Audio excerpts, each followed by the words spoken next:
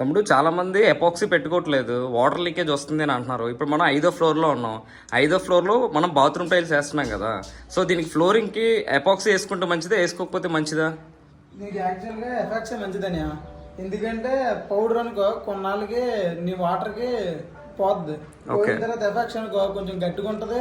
Leakage అనేది కింద ఫ్లోర్లోకి చెమ్మ అనేది రాదు. చాలా మంది వంటల్లో తెలియక మామూలు గమ్ము అనేది పెట్టేసుకుంటుంటారు. మనకి ఎఫెక్ట్స్ పట్టుకుంటే కొంచెం గట్టిగా కాస్తుంది. జీవితంలో కిందకి చెమ్మ అనేది రాదు. ఇది 4వ ఫ్లోర్లో ఉంది కాబట్టి. కింద ఫ్లోర్లో అయితే మనం ఏదెట్టుకున్నా పర్లేదు. 5 ఫ్లోర్లు కాబట్టి కిందకి స్లాబ్కి చెమ్మ రాకుండా బాగుంటుంది, నీట్గా ఉంటుంది. సో ఫైనల్లీ ఎపాక్సీ పెట్టుకుంటే మంచిది అంటావు.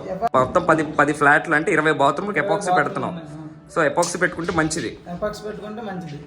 Hi, welcome to Srinivasa tiles Gajuwaka. నాతో పాటు ఉన్నది జోగి నాయుడు, టైల్స్ మేస్త్రి అండి.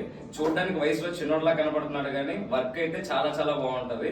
మన గాజువాక సరౌండింగ్ లో ఎవరికైనా సరే టైల్స్ ఫిక్సింగ్ కానీ ఎవరన్నా కావాలి అనుకుంటే మన జోగి నాయుడిని కాంటాక్ట్ అవ్వండి. వర్క్ అయితే మీరు చూస్తున్నారు కదా ఎంత బాగుందో. విత్ ఎపాక్సీతో కూడా చాలా చాలా బాగా వేస్తున్నాడు. సో మీరు గాజువాకలో ఎవరికైనా మ్యాన్షన్స్ అయినా రిక్వైర్మెంట్ ఉంటే నేమ్ కామెంట్ చేయండి. నీ నెంబర్ జోగినాయుడు నెంబర్ అయితే నేను మీకు కామెంట్స్ లో పెడతాను. సో జోగినాయుడు సపోర్ట్ చేయండి. ఇంత చిన్న ఏజ్ లో ఇంత మంచిగా వర్క్ చేసిన వాళ్ళందరికీ మనం ఖచ్చితంగా సపోర్ట్ చేయాలి. Thank you so much. Me Srinivasa tiles Gajuwaka.